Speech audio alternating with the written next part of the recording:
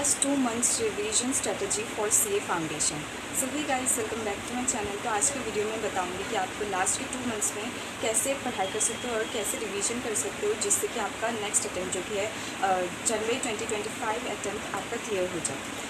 तो गाइस, पहले तो ये वीडियो थोड़ा लंबा जाने वाला है, तो आपको पूरा लास्ट तक अच्छे से देखना पड़ेगा और मैं कुछ पॉइंट्स भी बताऊंगी जो कि आपको बहुत काम आएंगे। और लास्ट में आपको एबीसी एनालिसिस भी दूंगी कि आपको कौन से सब्जेक्ट का कौन सा चैप्टर पहले करना है, कौन सा बाद में करना है। मैं ऐसा नहीं बोल रही हूँ कि आपको छोड़ के जाना है एबीसी एनालिसिस करके, बस आपको सीक्वेंस आपको पता होना चाहिए कि कौन सा पहले करना ज़्यादा बेनिफिशियल रहेगा। तो फर्स्ट जो रिपीटर्स है, आप लोगों को ये ध्यान रखना है कि आप जो लास्ट अटैम्प्ट में नहीं कर पाए वो इस अटैम्प्ट में मतलब सेशन के टाइम पे आपको वही पहले करना है। तो मतलब ऐसे पहले आप जो नहीं कर पाए थे लास्ट अटैम्प्ट पे वो करना है, उसके बाद आपको फिर से स्टार्टिंग से आपको फिर से रिवाइज़ करना है। तो ये तो पहला पॉइंट रिपीटर्स के लिए है। अब मैं वीडियो को मतलब मेन टॉपिक ऐसा स्टार्ट कर रही हूँ जो कि कौन से पॉइंट आपको अच्छे से ध्यान रखने हैं और कैसे सीक्वेंस कैसा होगा रिवीजन का। तो फर्स्ट अकाउंट्स के लिए सबसे पहले आपको अपना कंसेप्चुअल क्लैरिटी चाहिए। तो उसके लिए आप अपने कोचिंग जहाँ से लिया है वहाँ से या फिर यूट्यूब से किसी भी वीडियो से पहले आप चैप्टर वाइज वीडियो देख के अपना कंसेप्चुअल क्लैरिटी ला लो। फिर उसके बाद आपको रिवीजन कहाँ से करना है, मतलब कौन सा क्वेश्चन आपको रिवीजन करना है। आपको मॉड्यूल का सारा क्वेश्चन आपको करना है, प्लस लास्ट 2 अटैम्प्ट के आरटीपी एमटीपी आपको करने हैं।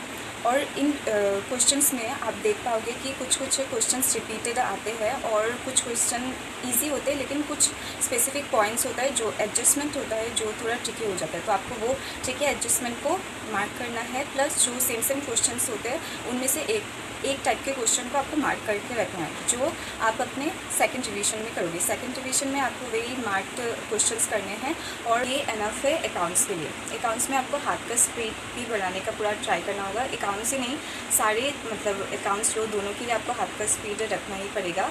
तो राइटिंग प्रैक्टिस बहुत इम्पॉर्टेंट है। सेकंड आपका लॉ में तो पहले आपको रिवीजन वीडियोस देखना है और साथ ही साथ आपको बुक से या फिर अपने नोट से रीड करना है, प्लस मेमोराइज़ करने का ट्राई करना है। अभी रिवीजन जितना करो उतना अच्छा है लॉ। तो रिवीजन करने के टाइम हम लोगों का मोस्टली यही प्रॉब्लम होता है कि रिवीजन करना स्टार्ट करते हैं लेकिन एंड नहीं कर पाते। तो उसके लिए बहुत ही रामबन उपाय जो मैं खुद अभी भी ऐसा कर रही हूँ, मैंने फाउंडेशन के टाइम पे भी ऐसा किया था। मैं रिवीजन वीडियो स्टार्ट करती हूँ, उसके साथ ही मैं जो टॉपिक पढ़ाते हैं वही मैं अपने बुक से एक बार रीड कर लेती हूँ, फिर बिना देखे उसको रिकॉल करने का ट्राई करती हूँ। अगर रिकॉल करने के टाइम पे अगर मुझे कुछ भी याद नहीं आए तो मैं फिर से उसको मेमोराइज़ करने का ट्राई करती हूँ। ऐसा करके अगर मतलब 1 घंटे का रिवीजन वीडियो तो लग जाता है 2 घंटा 3 घंटा 4 घंटा भी लग सकता है आपकी पहले की रिवीजन के हिसाब से। तो कोई बात नहीं, रिवीजन टाइम ज़्यादा लगेगा लेकिन वो आप ध्यान मत देना क्योंकि वो जो आप स्टडी कर रहे हो वो बहुत ही ज़्यादा इफेक्टिव होता है। तो ऐसे ही आपको लॉ का भी पूरा मॉड्यूल का सारा क्वेश्चंस प्लस एग्जांपल्स तो बहुत इंपॉर्टेंट है, वो आपको रीड करना ही है। और लास्ट 2 अटैम्प्ट के आरटीपी एमटीपी का क्वेश्चंस आपको सब कुछ करना है आपको। और यही इतना करने से ही आपको हो जाएगा। रिवीजन ज़्यादा इंपॉर्टेंट है लॉ में। फिर आया मैथ्स के लिए आपको पहले तो कंसेप्चुअल क्लैरिटी अच्छे से वीडियो देखो। वीडियो देखने के बाद मॉड्यूल में जितना भी क्वेश्चंस है आप उसको सॉल्व करने का ट्राई करो। उसमें जो भी हार्ड है वो मार्क कर दो। अकाउंट्स के जैसा ही है रिवीजन है इसका। और ऐसा करके आपको कैलकुलेटर में बहुत अच्छे से पकड़ रखना पड़ेगा। और आपको कैलकुलेटर का भी एक ध्यान रखना है, जो आप कैलकुलेटर में प्रैक्टिस करते हो जिस कैलकुलेटर से वही आपको एग्ज़ाम में लेके जाना है। क्योंकि एक बार क्या हुआ, मैं मतलब जिस कैलकुलेटर से घर पे अपना प्रैक्टिस किया वो मैं एग्ज़ाम में लेके जाना भूल गई थी। तो मुझे सेंटर में जाके फिर से नया खरीद के वो करना पड़ा और उसमें मतलब इतना मिस्टेक्स हो रहा था। मतलब ये आपको ध्यान रखना है कि जो आप कैलकुलेटर यूज़ कर रहे हो वही आपको लेके जाना है। और गाइस हाँ, बाकी सब्जेक्ट का पता नहीं लेकिन मैथ्स स्टैट्स एलर इस सब्जेक्ट में आपको थोड़ा मतलब सिलेक्टिव स्टडी करना पड़ेगा क्योंकि मैथ्स में बहुत कुछ ऐसा आता है जो कि मतलब बहुत 1-2 मार्क का क्वेश्चन आता है एग्ज़ाम में और उसके लिए आपको पूरा एकदम बहुत बड़ा चैप्टर करना पड़ता है ऐसा। तो थोड़ा ही सिलेक्टिव स्टडी इस पेपर पे थर्ड पेपर पे आपका चलता है, जो कि मैं लास्ट में बता दूंगी, तो आप वीडियो के लास्ट तक ज़रूर रहना।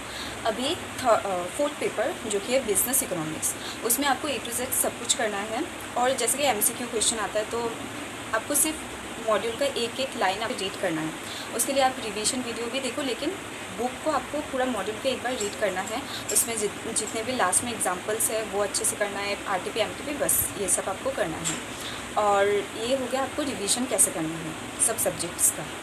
अभी मैं सारे सब्जेक्ट का ABC एनालिसिस बताऊंगी। तो फर्स्ट अकाउंट्स में जैसे हमको पता है एक ऑप्शनल क्वेश्चन रहता है, तो टोटल हमारा 125 मार्क्स का आता है। हाँ, तो उसमें से कैटेगरी ए में जितना भी चैप्टर्स है उसमें से आपको 90 मार्क्स का दिखने को आता है एग्ज़ाम में, और कैटेगरी बी में से 22 मार्क्स का, एंड कैटेगरी सी में से 13-14 ऐसा मार्क का आता है। तो फर्स्ट कैटेगरी ए में चैप्टर 2 अकाउंटिंग प्रोसेस, ये आपको मतलब सारे अटेम्प्ट में अप्रोक्स 5 मार्क्स का मिल जाता है। मार्क्स मैं अभी नहीं बताने वाली, मैं सिर्फ चैप्टर्स ऐसा बता रही हूँ, आप जल्दी जल्दी नोट कर लीजिएगा क्योंकि अकाउंट्स में बहुत सारे चैप्टर हैं। ओके, तो चैप्टर 2 में से unit 6 rectification of error, chapter 3 में से बैंक रिकॉन्सिलिएशन स्टेटमेंट जो एवरी अटेम्प्ट में आता है, chapter 4 inventories, chapter 5 depreciation and amortization जो कि 10 मार्क्स का आता है। फिर chapter 6 bills of exchange and promissory note, and chapter 7 preparation of a financial statement of sole proprietor, इसमें unit 1 financial accounts of non manufacturing entities, unit 2 financial accounts of manufacturing entities. जो unit 1 है उसमें से आपको 10 marks का दिखने में आता है, और यूनिट 2 में से 5 मार्क्स का। अभी chapter 10 partnership and LLP accounts, उसमें यूनिट 3, 4, 5 जो कि हर अटेम्प्ट में ही आता है। अभी चैप्टर 11 जो कंपनीज अकाउंट्स, उसमें से यूनिट 2 जो है उसका आपको 10 मार्क्स एवरी अटेम्प्ट में आ जाता है, issue forfeiture and reissue of shares वो वाला। और यूनिट 3, 4, 5, 6 ये आपको 4 मार्क ईच का ऑल्टरनेटिव अटेम्प्ट्स में आपको मिल जाता है ऐसा ऑल्टरनेटिवली। ये हो गया ये ए कैटेगरी का। अब अभी बी कैटेगरी, जिसमें फर्स्ट है फर्स्ट चैप्टर थ्योरेटिकल फ्रेमवर्क, उसका यूनिट 2 एंड यूनिट 3 दो मार्क का वो ऐसा ऑल्टरनेटिव आ जाता है। फिर चैप्टर 2 का जो यूनिट 3 एंड यूनिट 5 ये भी आपको ऑल्टरनेटिव अटेम्प्ट्स में मिलता है। फिर chapter 8 financial statement of non profit organization, और last chapter 9 accounts from incomplete records, ये हो गया आपका कैटेगरी बी जो 22 मार्क्स से मतलब टोटल में ऐसा आ जाता है ऑल्टरनेटिव अटेम्प्ट्स में। और फिर कैटेगरी सी में चैप्टर 1 का यूनिट 1, 4, 5, 6, 7 जो कि ऑल्टरनेटिव ऐसा 1-2 मार्क्स का आता है। फिर चैप्टर 2 का unit 1, unit 2 and unit 4, and chapter 10 का चैप्टर 10 का यूनिट 1 एंड यूनिट 2, और चैप्टर 11 का यूनिट 1 ये 1-2 मार्क का ही ऐसा आता है। टोटल कैटेगरी सी में 14 मार्क्स ऐसा। अभी ये हुआ अकाउंट्स का। अभी लॉ का कैटेगरी ए जो होता है उसमें से आपको 58 से 64 मार्क्स का आपको दिख जाता है। फिर कैटेगरी बी में 30 मार्क्स ऐसा, और कैटेगरी सी में 32-33 ऐसा मार्क का आ जाता है, जो टोटल 120 मार्क्स ऐसा अप्रॉक्स आ जाता है। तो फर्स्ट कैटेगरी ए में chapter 2 unit 2 consideration, unit 3 other essential elements of a contract, unit 4 performance of a contract. अभी चैप्टर 3 का यूनिट 2 कंडीशन एंड वारंटीज। फिर unit 3 transfer of ownership and delivery of goods. फिर chapter 4 का unit 2 relations of partners, unit 3 registration and dissolution of firm. फिर chapter 6 the companies act 2013, ये हो गया category A chapter जिसका total 58 marks ऐसा approx आता है। फिर कैटेगरी बी चैप्टर 2 का unit 1 nature of a contract, unit 6 contingent and quasi contract, unit 7 contract of indemnity and guarantee, unit 8 bailment and pledge, and unit 9 agency. फिर chapter 3 unit 4 unpaid seller, chapter 4 unit 1 general nature of a partnership. ये हो गया category 2 का जिसका total marks approx 31 आता है। Category C में first chapter 1 Indian regulatory framework, फिर chapter 2 unit 5 breach of contract and its remedies, फिर chapter 3 unit 1 formation of a contract of sales, chapter 5 the limited liability partnership act, and chapter 7 the negotiable instrument act 1881। इसका टोटल भी 31 ऐसा आता है। अभी next stats maths and LR. इसका category जो ए है उसमें आपको 70 to 65 मार्क्स का आ जाता है, कैटेगरी बी में 19 to 23 एंड कैटेगरी सी में 11 to 12 मार्क ऐसा आता है। और जैसे कि ये एक MCQ टाइप क्वेश्चन है तो इसमें आपको टोटल 100 क्वेश्चन से मिलते हैं ईच वन। कैटेगरी ए का first chapter ratio proportion indices and logarithm में से रेशियो प्रोपोर्शन इंडाइसेस सबको करना है। फिर चैप्टर 4 मैथमेटिक्स ऑफ फाइनेंस, इसमें simple interest, compound interest. Chapter 2 equations, उसमें से लीनियर इक्वेशन, फिर क्यूबिक इक्वेशन। फिर चैप्टर 3 फिर चैप्टर 6 इसमें से आपको arithmetic progression and geometric progression. Chapter 7 sets, functions and relations, इसमें सेट्स और रिलेशंस आपको करना है। फिर लॉजिकल रीजनिंग में से चैप्टर 9, चैप्टर 10 एंड चैप्टर 11, 12 ये आपको तो सभी कुछ करना है। स्टैटिस्टिक्स में चैप्टर 13 का unit 1 statistical description of data. फिर chapter 14 measures of central tendency and dispersion में से unit 1 measures of central tendency, unit 2 dispersion.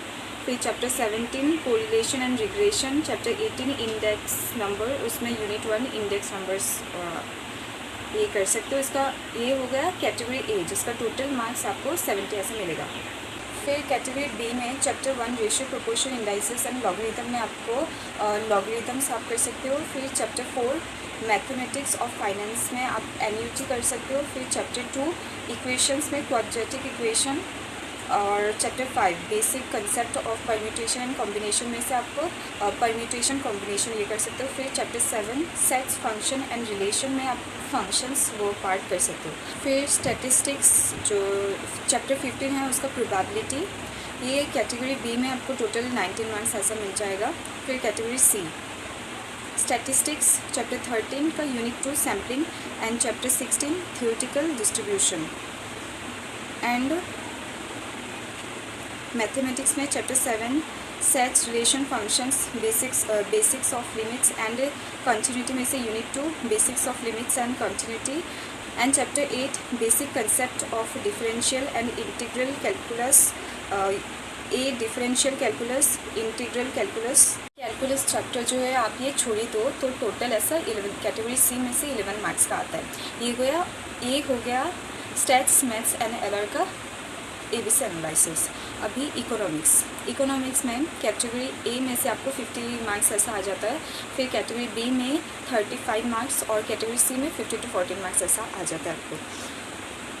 Category A में आता है chapter 1 nature and scope of business economics, unit 1 introduction, unit 2 basic problem of an economy and role of price mechanism. फिर chapter 2 theory of demand and supply, unit 1, unit 2, unit 3। फिर chapter 3 theory of production and cost, इसमें भी unit 1 and unit 2।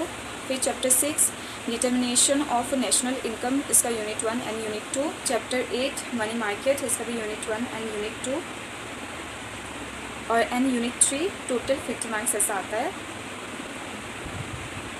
फिर category B chapter 4 price determination in different market, 1, 2, 3 unit 1 to 3 and chapter 7 public finance, unit 1, unit 2, unit 3, unit 4।